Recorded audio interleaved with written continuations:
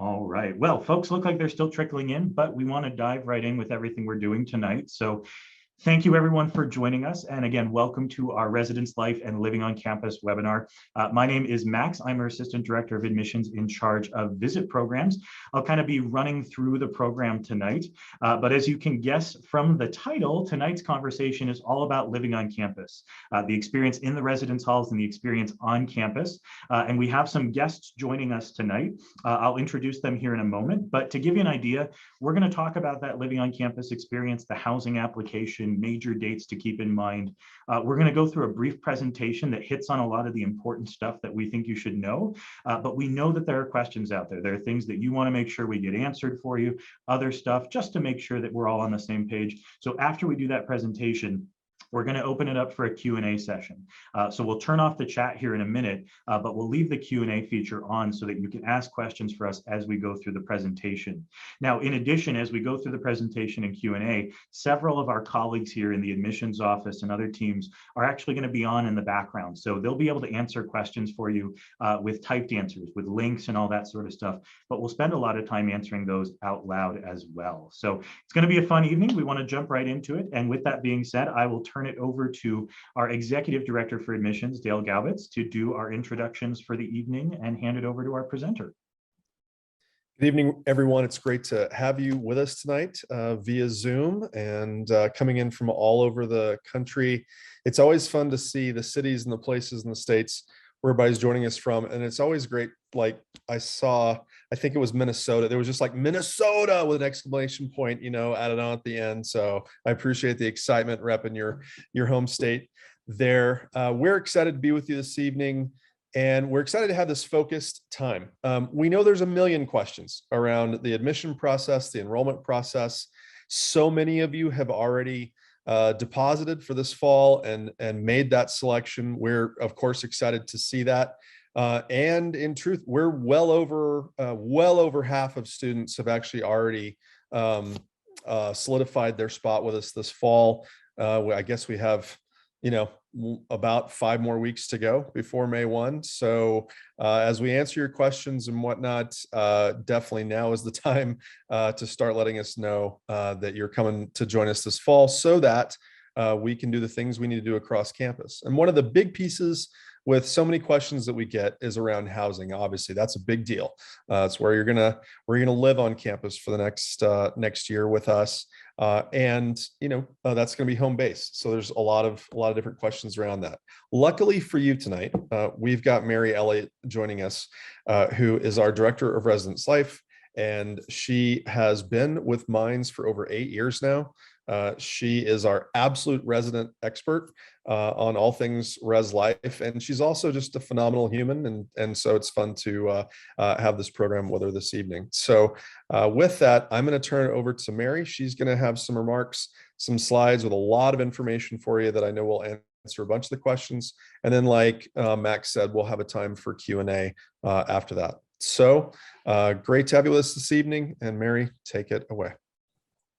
Hi, y'all. It's nice to, I know I can't see you, but it's nice to see so many names. I like doing, that is really cool to see there. I definitely saw someone from Japan. That was awesome. So welcome. We're excited that you're here, and I'm excited to kind of fill you in. I know that, so let me tell you a little bit about myself. I'm Mary Elliott. I've been in Mines about 8 years. I grew up in Golden, Colorado, which is super weird, but very exciting to still be in Golden. It's wonderful. I've also lived in St. Louis and worked at an institution there, and I like to do some of my schooling in Iowa. So the Midwest, I also have a little special place in my heart. So those of you who are in the Midwest, I think you're getting some yucky weather, but it is 73 degrees here today, and it was sunny and gorgeous.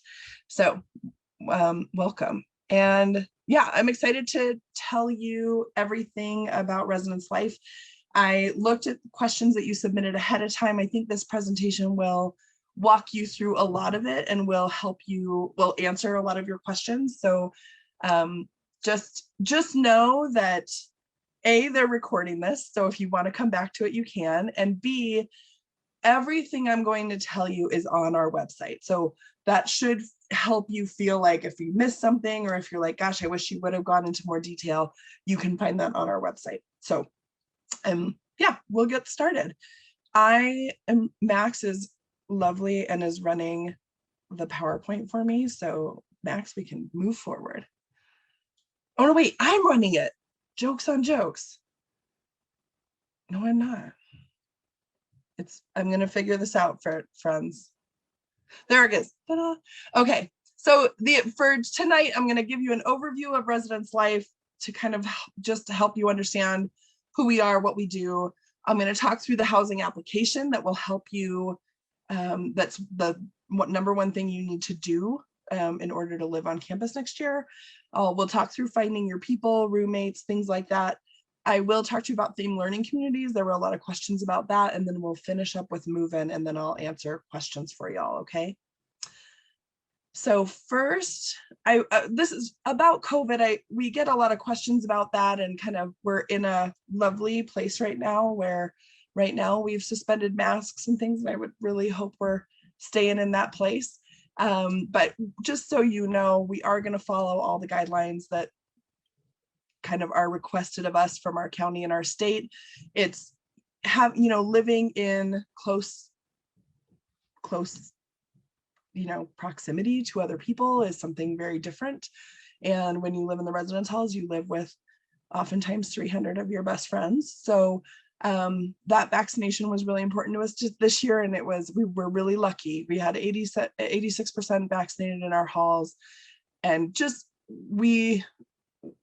your safety is really important to us, and I just want you to know that going in. That's something my office takes seriously. It's something we want for you as you come to Minds to stay healthy and safe, and so we will communicate if things change or anything like that. I just wanted you to know kind of where we stand, where we are right now, and where we're hoping to stay. Okay. Next, I just wanted to talk through our team. So some of the questions that were submitted were about RAs. I want you to know that Residence Life is kind of a 24/7 gig. We know that when you're on campus and you come to move into the residence halls, that your life is not between the hours of 8 a.m. and 5 p.m. So we have on-call support for you. We do programming in the evenings. We are available during the day, but we are also available everywhere. Our job is to help you learn and to encourage your learning outside of the classroom as well. So we have folks who are desk assistants. Those people will welcome you into your hall whenever you come. They will help you get your packages. They can get you a vacuum, because you will want to vacuum that room of yours. That's who those folks are. And then we have resident advisors and community directors. RAs are the people who live on your floor. They're upper class students who will be kind of your guide. They wanted to do this because they had a really good experience their first year, and they want to help other people have the same experience. So their job is to be your mentor, your guide through that first year. They will do some cool things. They'll come up with some cool programs and take you on adventures. And they will also be someone that you can go to for help or advice, or, I can't figure out this one problem on this physics homework. They can help with those things. Community directors are kind of our head RAs. We have a few levels of RAs that just support each other, but also are there to support you. And then the residence life coordinators, those are professional staff members, and they live in the residence halls. They have master's degrees in college students. That is, so they study college student development, and that's their job. So their job is to supervise the RAs, but they also oversee the building and the health and wellness of our students. And then the Residence Life Central staff, that's what I'm a part of. We have an office of almost 15 people, that will add that 15th person next year, who are there to support the students. So yeah, you are our job. Next, so this timeline for first year students, you can find this on our website. I added links. I know you can't click on them right now, but folks from admissions will be kind of giving those to you if you want to look. But again, you'll hear from me several times tonight that things are on our website, but I wanted you to see this.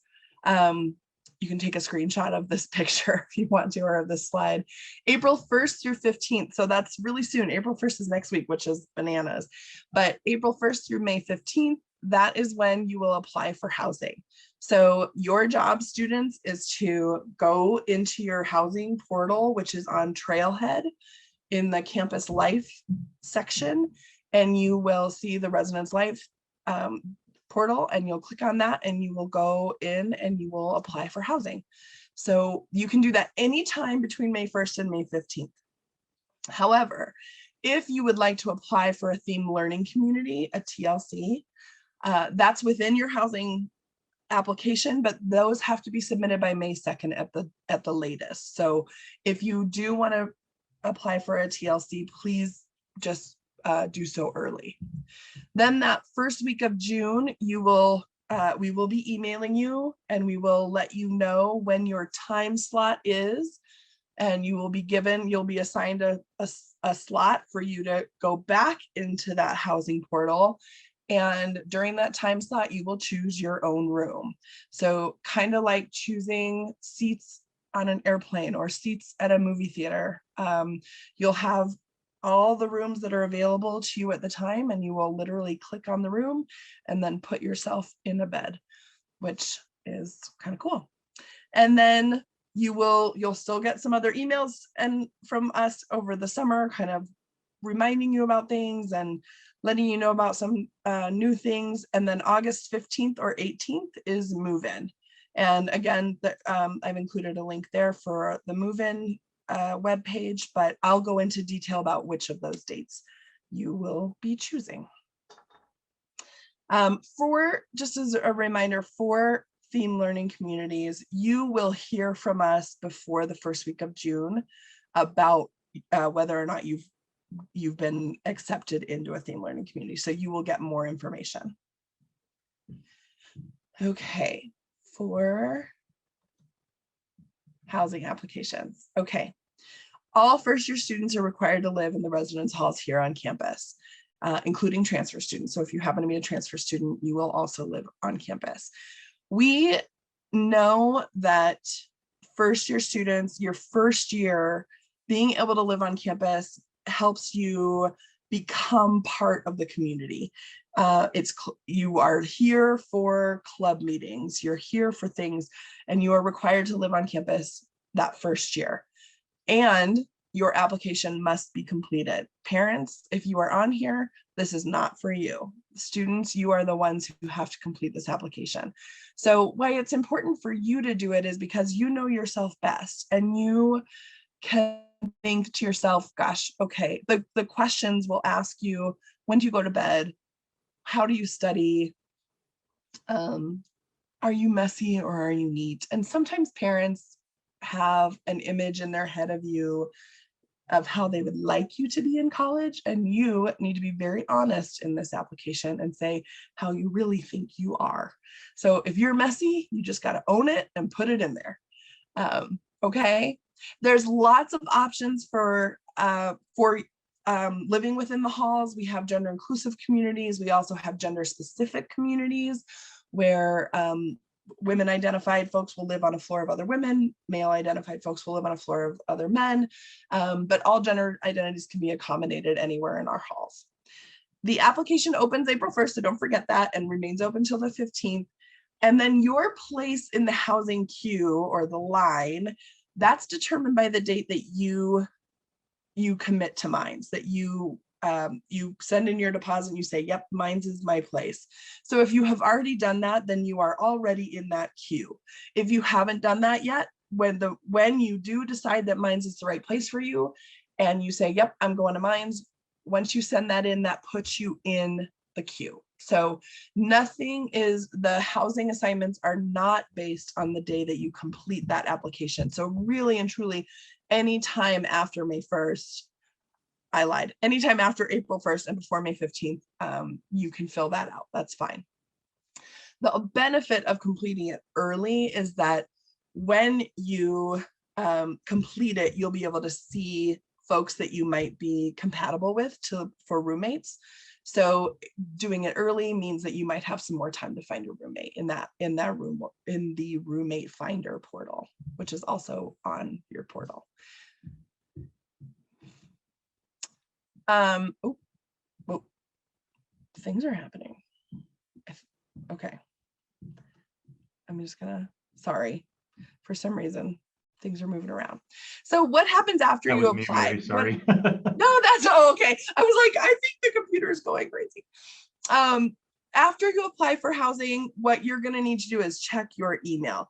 And I will tell you that Mines is a pretty heavy email campus.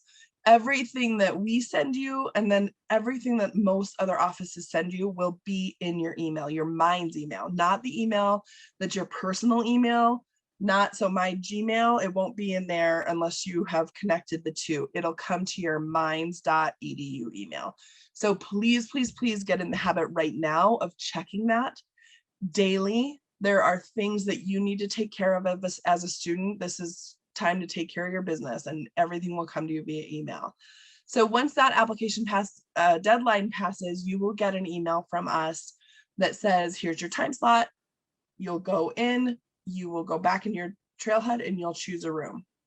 So if you have gone in and you found a roommate, or you are coming to school with someone you know and you're like, well, let's live together, please know that the two of you, if you have applied together, so let's pretend that Dale and I are going to be roommates. We want to be roommates. I have to go into my portal and say, I choose Dale as my roommate. And Dale has to go into his portal and say, I choose Mary as my roommate. If that happens and you both take care of that, then you will both get the same time slot. So if you don't do that, you may not get the same time slot as your roommate. So it's important that you, again, go in, make sure you do that. Then you will get the same time slot as your roommate. So then when I'm in the portal choosing my room, Dale and I could be texting or on the phone together, and I can be like, okay, I'm in Elm 307. Dale, it's open. We can click and we can click at the same time and choose our room together. Does that make sense? I hope. It's pretty easy, but I get that right now that may seem complicated. We will have some videos online when it gets closer to the date that'll show you kind of how that works. And then you're done. That's really all you have to do over the summer, and except for move in. So we have on our website lots of what to bring, what not to bring, what to do to prepare. All of that stuff is available on our website. And okay, this is about roommates. So about 70% of the incoming students probably choose their own roommate. They find each other in lots of different places. So sometimes, Discord, on other social media sites, certainly within our roommate finder, but you might find your roommate in lots of different ways. That's great. However you do, that's awesome. Just make sure you choose each other. Now, if you are like, gosh, I haven't found anybody to be my roommate, is that terrible? No. Are you just like, I don't care and I'll live with whomever and that'll be fine? Great. Those are okay too. You do not have to have your roommate. When you are if I don't have my roommate, when I'm in the portal choosing my room, I will see other folks who have already taken the other bed in the room or the other beds in the room I'm looking at. And then it'll say, this person is named Dale, and it'll show a percentage of how compatible we are. And that's based on the profile that we both filled out in our application. So it might say, gosh, Dale and I are like 68% compatible. That's pretty good. So I'm going to choose that bed next to him. He seems great. And then we'll move on. If you do not do that, if you do nothing, and I do not advise you to do nothing, okay, we will send you instructions. We really want you to follow those instructions, because if you do nothing, then I will have to place you in a bed. And at the end, after everybody else has chosen a room, I will put you in a bed, and sometimes, I will try to make it someone you're compatible with, but that's not a guarantee at all. So it's really important that you follow through on the emails and the instructions that we're going to send you. And definitely heed that, because you might get put in a room with Mary right? And Right. she's a neat freak and she's an awesome roommate. And I'm a slob and I play my music way too loud. So, you know, you definitely want to do that early for sure. Do it early. Do it early and often. That's early and often is my theory for filling out your housing application. So I hope that helps you. It's important that maybe you're someone who's just like, all right, great, I have a roommate. I'll see him when I move in. I encourage you to please communicate with your roommates. Don't freak out if you don't hear from your roommate. They might be abroad for the summer. They might be, you just never know. So, but I do encourage you to get in touch with the person who you are sharing a room with to talk about what that's going to look like for y'all. Even to say, I have a fridge, we don't all have to bring, those sorts of things. I will say, and I put this on here, the best friend myth is something that I worry about, but it can cause a lot of anxiety for my students. And I don't like when your anxiety is up. So what I encourage you, and I want you to know, is that the roommate relationship is really special. It is kind of a myth that your roommate's you're gonna move in with this person and you're gonna be besties. Sometimes that happens and that's lovely. But the majority of the time, your roommate is someone who you think is totally fine. You might eat dinner with them once in a while. They do their thing, you do your thing, but you do it in a way that is conscientious and thoughtful of one another. You communicate well, and they see you with your shirt off. Like those sorts of things it's a special relationship, but it doesn't have to necessarily mean they are your best friend. And so I just want to let you know that now, because so many people are like, oh, I'm so excited to get to college and my roommate will be my best friend. They will be my person. And sometimes that's not true. For most people, that's not true. So I just want to tell you that ahead of time. You will find your people. I guarantee you will find your people. So I'm going to move on to theme learning communities. These are floors within floors. Hopefully you've read about them. That application, again, is part of your main housing application, and that deadline, this says May 1st. I always tell people a day early but May 2nd is the deadline. I will say that theme learning community members will attend the third Or Digger camp. There's information about Or Digger camps on the new student and transition services website, and admissions has given you information about that as well. But you are required, if you're a theme learning community member, to attend that third Or Digger camp, and that happens right before school. And then here's a list of all of the theme learning communities. I do encourage you to please go on the website and explore those if you're interested in them. It's just a cool way to live with other folks who have interests that are similar to yours. It doesn't take extra time. It's not extra money. It's not an extra burden. It's just the opportunity to explore something you're interested in a little deeper while you live with us. I will say there are two of them, the Thorson Explorer Floor and the Grandy Scholars, that are connected with those scholars programs. So if you are part of or applying to be part of those programs, you can choose to live with other Grandy or Thorson scholars as well. And then the other one, we do have the First Scholars, which is a first generation community. So that one is based on identity for folks who are the first in their families to attend college. Okay. Moving to campus, so these are the days you need to write down, all right? If you are applying to a theme learning community, please plan on August 15th being the day that you move in. If you are not applying or you do not get accepted to a theme learning community, and I will say the theme learning communities, more often than not, if you apply to one and you put effort into that application, so you can't just write your name down and be like, I want to be in athleticism and wellness, that will not get you into that. If you put effort into your application, more often than not, we are able to accommodate most folks into most of the theme learning communities. So it is worth a try if you really want to do it.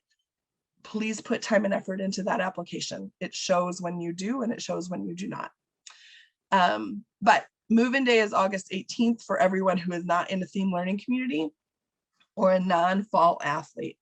If you are a fall athlete, You will be given information from your coach, and I am communicating very closely with your coaches. So that's all you need to know. Your coaches and I are talking so that you're not hearing things from multiple people. That's it. Those are your dates. So take a screenshot of this page too. It's also on our website, but August 15th, if you're in a theme learning community, and August 18th, which is the Thursday before classes start, is move-in day for everyone else.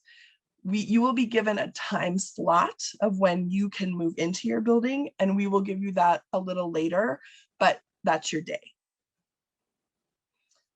Okay. Here's what you need to do to help me help you. Again, check that email.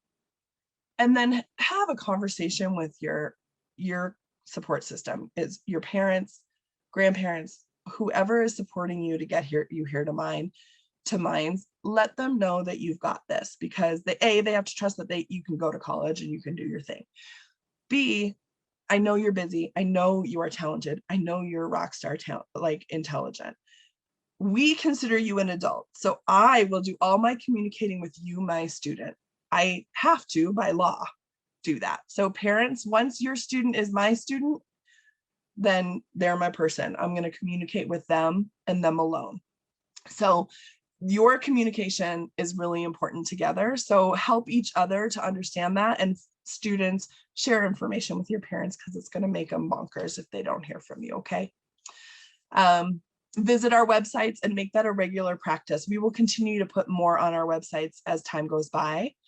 And then follow that checklist that admissions gave you and then is on the admissions portal. That checklist is something that everyone on campus contributes to and lets admissions know what's going on. And so it's an important one to follow.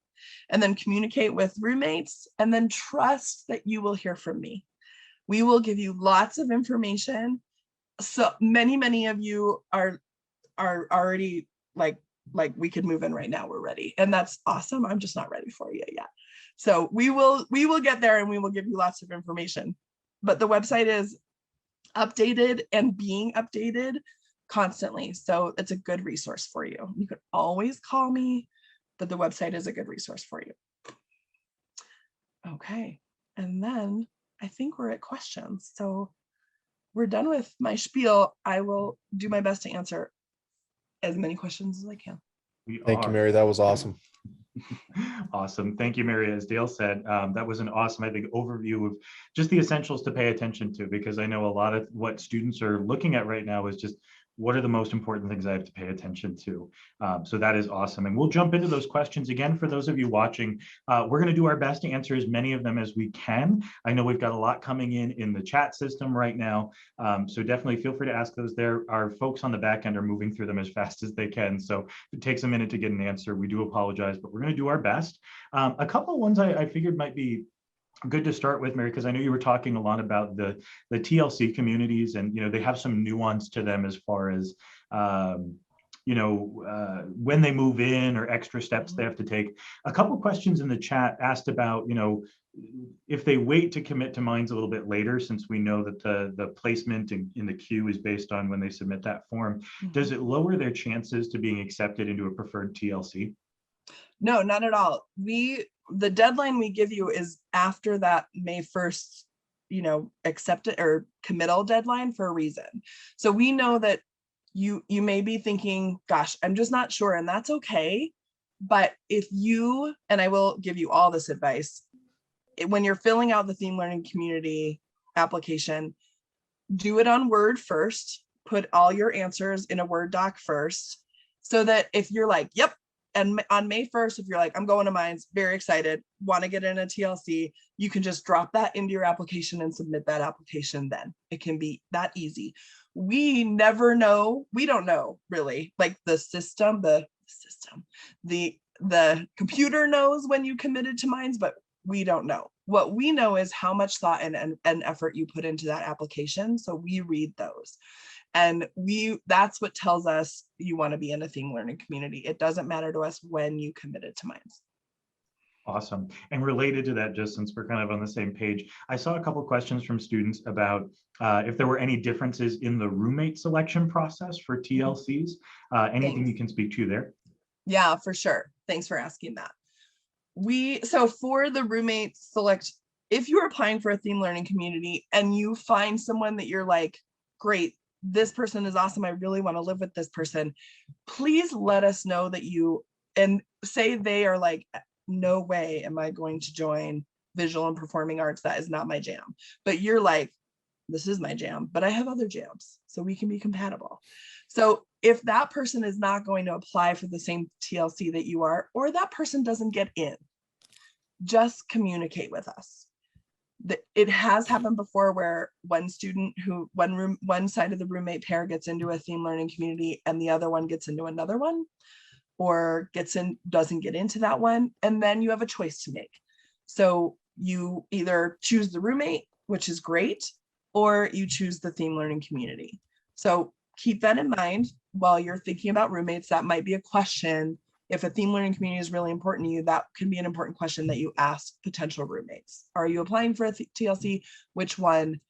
And then talk through your what ifs. Okay. If you don't have a roommate first, and that's totally fine too, it makes the TLC roommate finding process a little easier actually. If you apply for a theme learning community and you are accepted, you will get an acceptance email and it'll say, congratulations, you are a part of A&W. And here are the list of other students who are also in A&W with you. So then you have a smaller pool then to reach out to and say, okay, who wants to room together?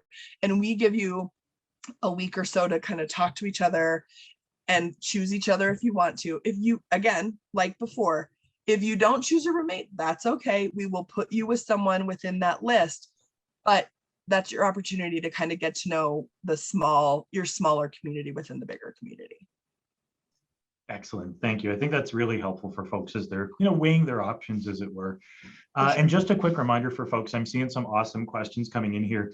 Just given what we're focusing on tonight, we really want to make sure we're prioritizing those housing questions. So I know there's lots of great questions I'm seeing go by about financial aid or parking, especially. We won't be addressing those tonight, just as a heads up, because we do want to focus on the on-campus living experience. But if you want to learn more about those, we always have folks available to kind of have resources for you. So definitely use minds.edu to your advantage to search for info on parking, because there's a lottery system for that, to learn about when your FAFSA might come out. They're all great questions, but our scope tonight is a little bit more narrow.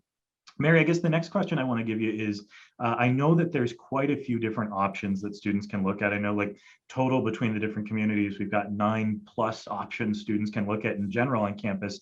And some of them are, brand new buildings like Spruce that we just opened. Some of them are more traditional buildings that have been with us for a longer time. Can you speak a little bit to like, overall what those all will offer students and kind of the equity? Because I know that sometimes there's that nervousness that you're like, oh, I'm in the older building, am I really going to get the same experience? And we see them every day, but for folks who haven't seen them yet, what can they expect there? For sure. Yeah. And I know I saw lots of questions that were like, how do I know which is the right one for me? And how do I know, those sorts of things. And I totally get where that nervousness is coming from. On our website, you can click on each of the individual halls and it tells you a little bit more. So I encourage you to explore that. I will say, yeah, just what you said, Max, right? It goes from the trads, that's what we call Randall, Morgan, Thomas, and Bradford, our traditional halls, which are my favorite. Don't tell other halls that, but the trads are my favorite. They are not air conditioned. Their hallways are air conditioned, but their rooms are not air conditioned. So for the 2 weeks at the front and the end of the semester, you need a fan. But because they're not air conditioned and the hallways are, your doors are open, so you get airflow and you get to know people. So I will say the reason the traditional halls are one of my favorites is because the students know each other really well on those floors, because we have common bathrooms in the trads. You're brushing your teeth next to everybody else on your floor. You get to know folks really well when you have that experience together. In fact, our newest building, Spruce, which I also love, Spruce was built because the traditional halls are so successful. And I will say that we ask students every year, we ask them about their satisfaction and their happiness on campus. We ask them about their grades and GPAs. I will say living on campus, our students who live on campus have higher GPAs than students who do not. I will also tell you, my happiest students live in the traditional halls. And so it's for that reason that we built and designed Spruce the way it is, because Spruce is designed very similarly to the traditional halls, where you live across the hall from someone and you have common bathrooms. The difference being, in the traditional halls, the floors are gendered. So you would live on a floor of folks who identify as the same gender as you. Whereas in Spruce, the floors are co-ed. So everyone lives, you have next door neighbors who identify differently than you, and the bathrooms are gender inclusive. So, and what a gender inclusive bathroom means is everybody brushes their teeth together, but the toilet stalls and the shower stalls are floor to ceiling, kind of a little room that you can kind of lock yourself in and have some privacy there. But the sinks are common. And then what's funny about mine, and when I first got here, I was like, gosh, we have all of our housing is different. Some schools, every first year student lives in one certain type of housing. And I really love that we have different housing for everybody. Maple Hall is the hall that offers the most quiet and the most privacy on some level. In Maple Hall, we call it suite style living, because you will live in either a one bedroom or a one bedroom room, and you will share a bathroom with another person in a one bedroom, and that's it, just the two of you will share a bathroom, or you will live in a double room and share another room or share a bathroom with other folks who live in the double. It's like a Jack and Jill style bathroom. So that's great for some students. I will say that Maple is the least social of our halls. Not that the students there are not social, it's just that not having to go to the bathroom with people, or like go outside your suite to go to the bathroom, means that you don't leave your suite as much as other students do in their residence halls. That's all. Elm is built as a neighborhood, so Elm has rooms around the outside where the windows are, and then in the center are where the bathrooms are. So, and some of those bathrooms are like what you would have at home, that's just a toilet, shower, sink, and you can shut the door and have your own bathroom for the moment. And then other bathrooms are ones with stalls that you would have, and those bathrooms are, the common bathrooms are gendered. But yeah, so that's how Elm works. Weaver is suite style, truly suite style, where there are rooms of 1 or 2 people who live in a group of 8 folks, and you have a little common room and 2 bathrooms between the 8 of you. That's how Weaver works. So all of our areas are very different, but it means that a lot of students can kind of find what fits them best. I will say, so that when you go into your housing portal and you're choosing your room, it will show you every room that's available to you. So in your profile, it'll ask you for a preference. It'll say, rank these residence halls based on what you think you would like to live in. That has no bearing on what rooms you will have available to you when you choose your space. We ask you that in case something comes up and you don't choose a room. We will try then to give you a room based on those preferences. But again, like I said before, if you don't do anything, then we just have to put you in whatever room is available to you. I will say that Maple fills very quickly, and students every year, like, gosh, I got stuck in the trads. And it breaks my heart to hear that, because those students literally like 2 weeks into school are like, dang, I live in the trads, and you all wish you did. And basically students wish they did. So like, that's kind of just how it works. But those are my thoughts on that. Awesome. No, I think that's really valuable, because again, there is a lot of variety, and it's different, like you mentioned, for each building. Quick follow-on question to that I know we get a lot in our office, and I know you folks do too. I know sometimes when you see such different types of living, the more traditional style versus suite style or things like that, there's apprehension sometimes that there's going to be like a strange cost structure difference between the different styles of living. Is it different per style, or is it kind of universal across the board based on, your roommate numbers and things like that? Yeah, it's everything is the same. So if no matter where you live, you will pay the same cost as folks living elsewhere on campus. The difference is, if you live in a single, that is our most expensive option. If you live in a double, you pay the same rate as other folks who live in a double. And if you live in a triple, you will pay the same rate as other folks who live in a triple. Excellent. And if I remember correctly, I saw them earlier today on the website. We'll find a link and put it in chat, but there are like room rates for them, if I remember correctly, that shows Absolutely. you. Like, those are already listed. Those are listed, and those go on to the student bill starting August 1st.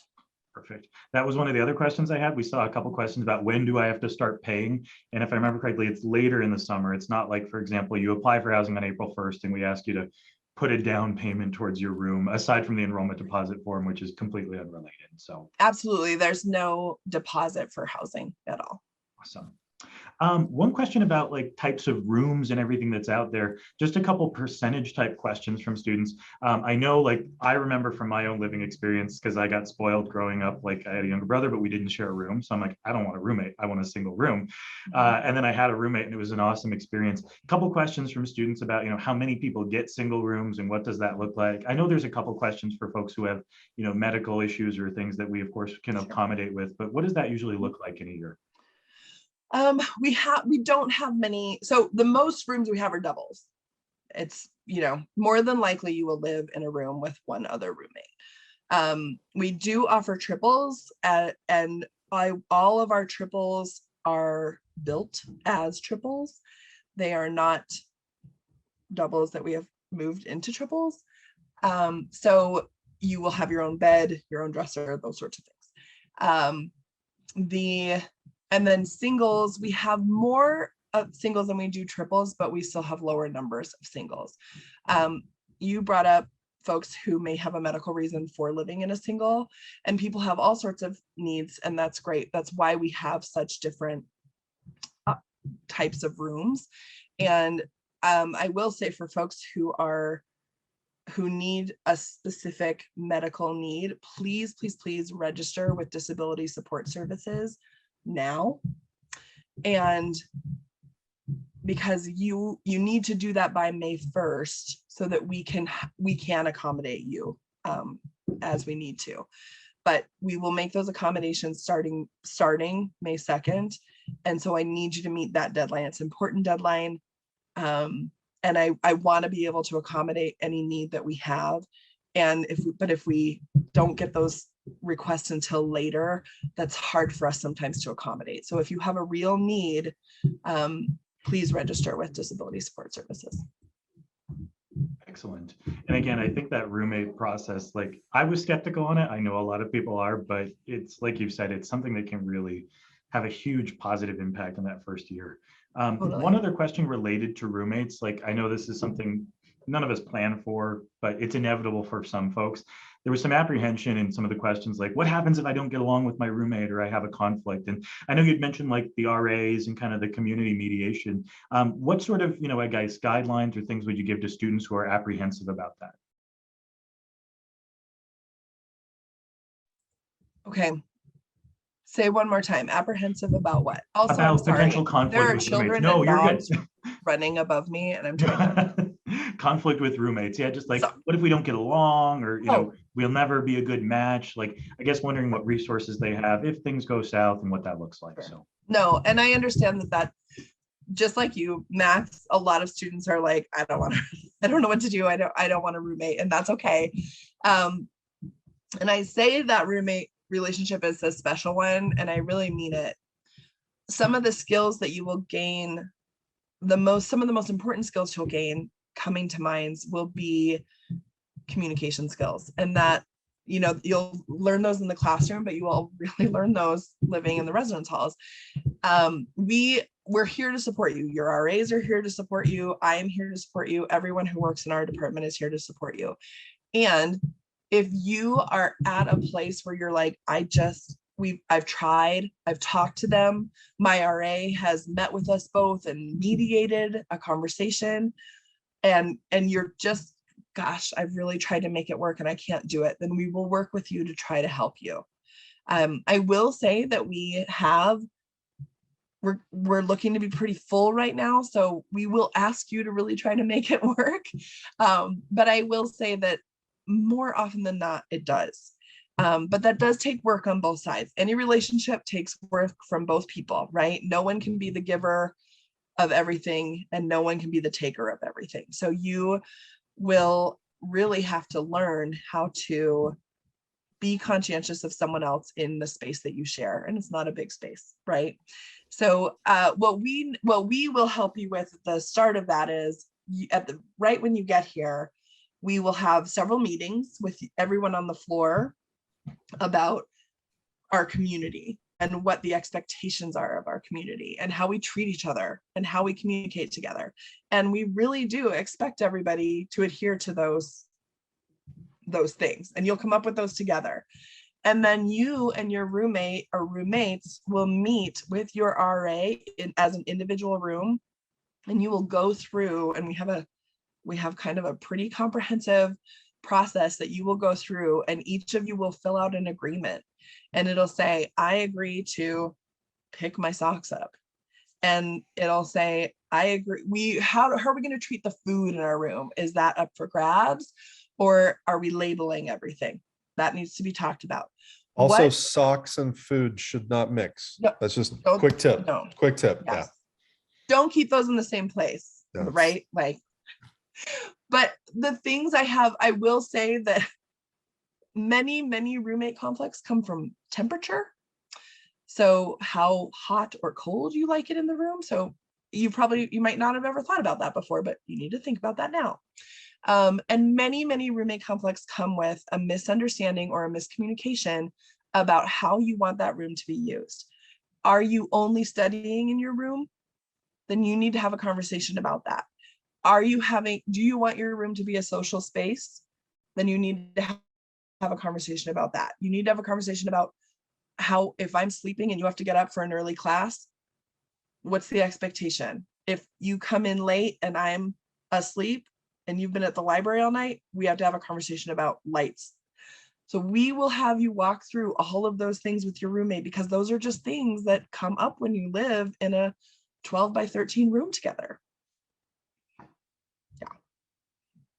Excellent. No, it's that communication aspect that's key. I feel like for so much stuff you're going to do in college in general, but especially like you said, you're in that space, and it's not exactly the biggest space, right? So Mary, this is a really oddly specific question, but it kind of goes with some other questions I've seen going by about furniture and stuff that's in the room, what's provided and not. One of the most popular questions is, what size is the bed? And I bet the question's tied to what sheets should I buy and stuff like that. And I know a lot of it's on the website, but is it kind of a blanket size across campus? Yes, all of our beds are twin extra longs. I should always, like every time, I should just make a slide that says your bed will be a twin extra long, and it is loftable. So yeah, so your bed is a twin extra long. I will say, if you are someone who has a great height, and I'm talking, I have 6'5", 6'7" basketball players who do just great in a twin extra long. If you are someone who is very, very tall, please reach out to me and we will talk through a bed situation, okay?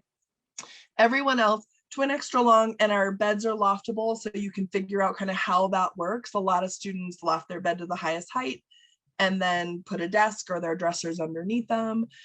Your room is yours to move around and figure out how you want your furniture to go, but you will get a bed, a mattress, you will get a desk, you will get a chair, you will get a dresser, and you will get a closet space.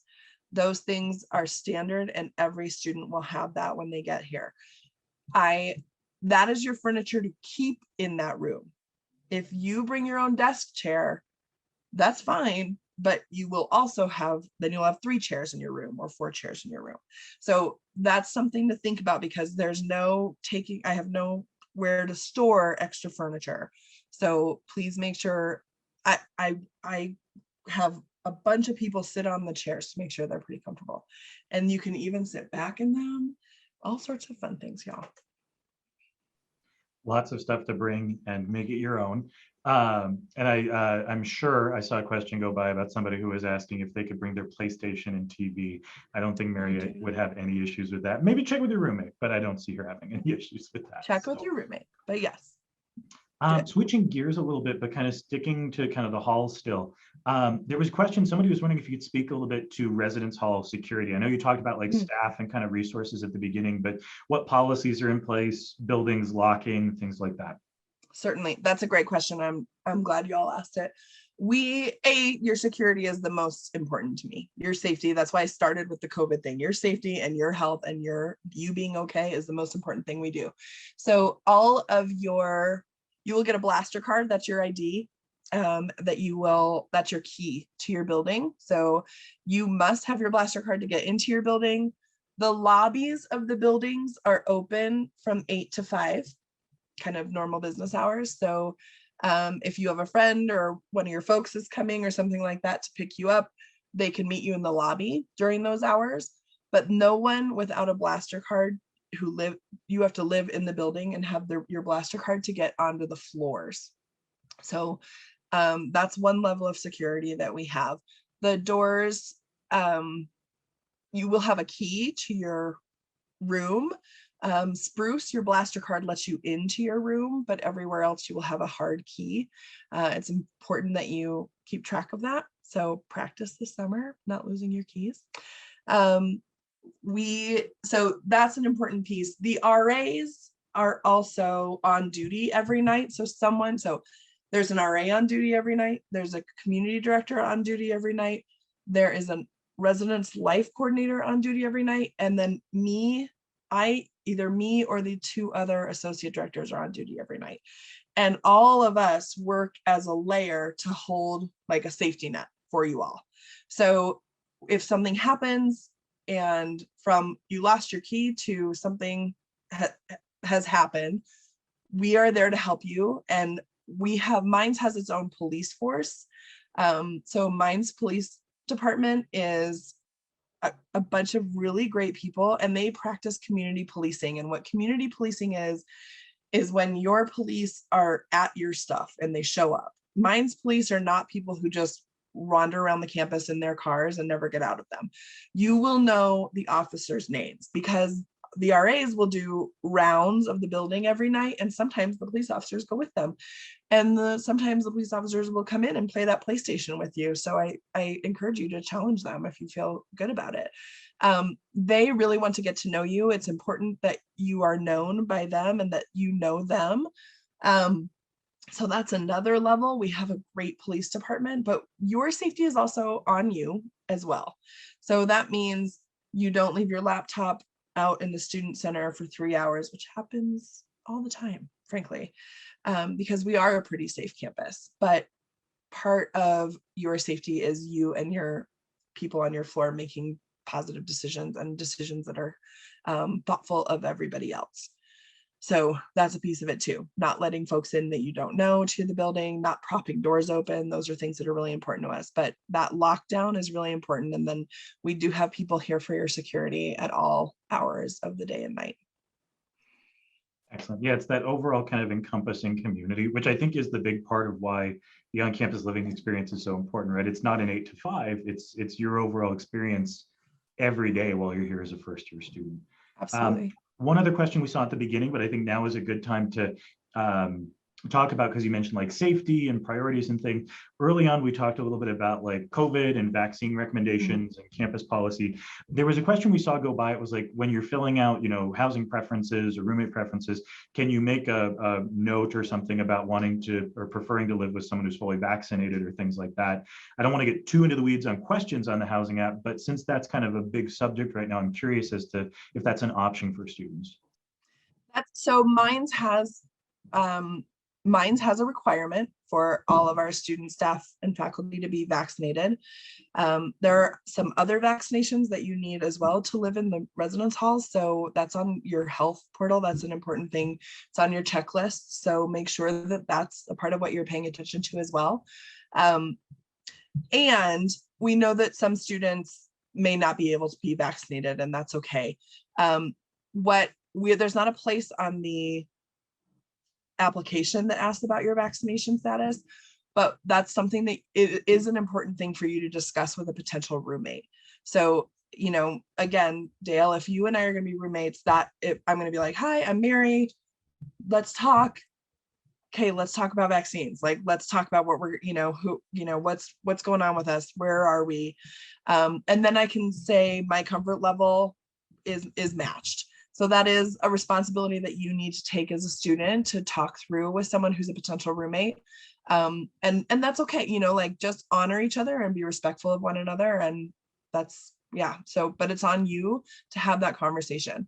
I will say that 2020 was a very different year than 2021 in the residence halls because we were 86% vaccinated. Yeah, it has a huge impact, like you said, because of the community that you're in, and you're in such close quarters. So yeah, absolutely. No, these are awesome questions streaming in. I'm seeing some other really good ones come in.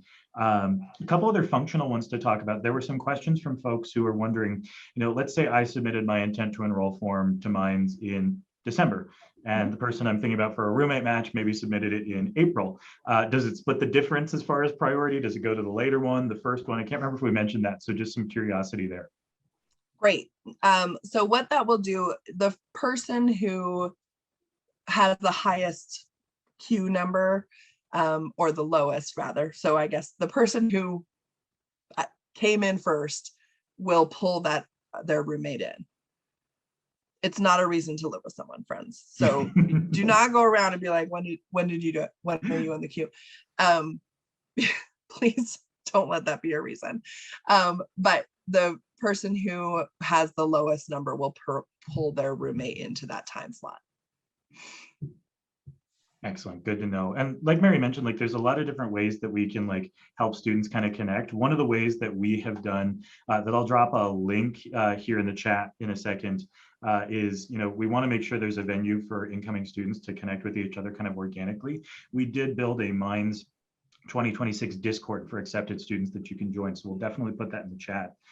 Two other questions that are, again, more kind of percentage based. A lot of folks showing interest in the TLCs in the chat. They're wondering percentage wise, maybe how many of our students who are living on campus might be in those TLCs.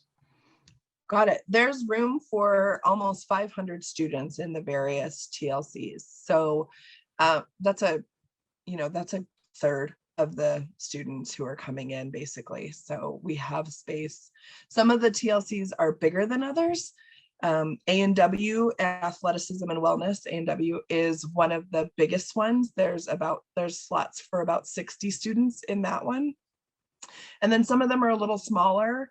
Or Digger leadership is one where students are focused really closely on leadership and service, and that's a smaller one. Those folks live on a floor in Weaver together. So that's a little smaller, but we have never run into not able to, like, we've had so many students apply that they couldn't get in, that the majority of the applicants couldn't get in. This, I guess, could be our year, but we have a lot of space in theme learning communities, and if you are in one, wonderful. If you are not in one, you will also have a wonderful experience for sure. Absolutely. Actually, one more question about TLCs that I just saw come in, but I saw earlier. They're wondering if the athleticism and wellness one, is that just for like the NCAA athletes, or is that open to lots of folks? No, that one's open for anybody. We do have some NCAA athletes in that one, but we also, for so many students, when they go to college, they were an athlete in high school maybe, but they're not going to be in college. And sometimes that team dynamic is something that people are really going to miss, right? And they're like, gosh, maybe I would like to live with other folks who really want to think about not only wellness, so athleticism for sure, and then wellness is kind of all encompassing. We want to know emotional, mental wellness, those sorts of things, like how you're thinking about your spiritual wellness. We talk about all those things in A&W. So some of those folks we're super into sports, and then some of those folks are like, no, I just like yoga, that's great. So and they all go together beautifully. They are usually teams to beat, I will say, in intramurals. they do well in the intramurals. No pressure, no pressure at all. This next question it's a little bit farther down the road. This is one of the last ones we'll get. We'll have probably one more after this, but talking about a little bit farther down the road after first year, can you speak a little bit to what we see a lot of our students do after first year, whether they move off, they use different options on campus, and what might be out there for them? Absolutely. What is exciting is right now we are about to be in the process, it'll start in May, where we're going to break ground on a new building project that will be up in Mines Park, which is our apartment communities, one of our apartment communities. And so having folks be able to live at Mines Park, more students, we're going to double the amount of students that can live up there. We'll create more options for students who want to live there. We have sophomore specific housing in 1750 Jackson, which is right on campus, but it's on one of the kind of sides of campus. And 370 sophomores can live in that building. And we also have space in Maple Hall. So Maple is the only one of the kind of traditional residence halls that has both sophomores and first year students in it. And we also have we are piloting a second year theme learning community this year in Maple for students, and that one's on environmental justice. So we're excited to see how that goes and how that pilot goes, because students who live in a TLC really like it. So we might be continuing on. But that is the goal. The goal is to get to the point where we can house any student beyond their first year who really wants it. And it's important for us to be able to do that because we know that the cost of living in Colorado is high, and we know that the cost of living in Golden is even higher. So we really want to create space for students to have an affordable place to live that's near campus and convenient. And so we are in a growing process, but this year we were able to accommodate every student who wanted to live on campus. We were able to offer them a space in our second year housing, which was awesome. So I anticipate to be able to do that even more in the future. And so students can either plan on living with us all 4 years and into their grad program here at Mines, or some students do move off campus and find a house with friends.